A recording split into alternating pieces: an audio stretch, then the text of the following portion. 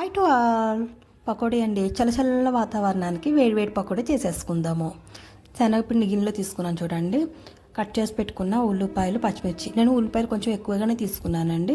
అల్లం వెల్లుల్లి పేస్టు, కాసంత జీలకర్ర, కారము, పసుపు, ఫైనల్గా రుచికి సరిపడా ఉప్పు ఇవన్నీ వేసేసుకొని కొంచెం కొంచెం నీళ్ళు వేసుకుంటూ కలిపేసుకోవాలండి. పిండి మరీ గట్టిగా కాకుండా, మరి అలాగని సాఫ్ట్గా కూడా కాకుండా నీళ్ళు కొంచెం కొంచెం చూసుకుంటూ ఇట్లా జారుగా వేసి కలుపుకోవాలి.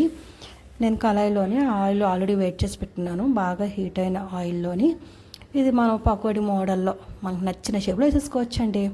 ఫ్రై అయిపోయినాక చూడండి, ఇవ్వటి కాస్తంత బ్రౌన్ షేడ్కి ఇలా వచ్చిన తర్వాత వెంటనే తీసేసుకొని బౌల్లో వేసేసుకోవాలి. నేను ఇట్లాగా ఆయిల్ డైరెక్ట్గా ఇలా వేసేయకుండా ఇట్లా ఫిల్టర్ లాగా అనమాట, కొంచెం ఆయిల్ తగ్గేటట్టు కాస్తంత ఆయిల్ వార్చుకొని తీసేసుకోవాలి.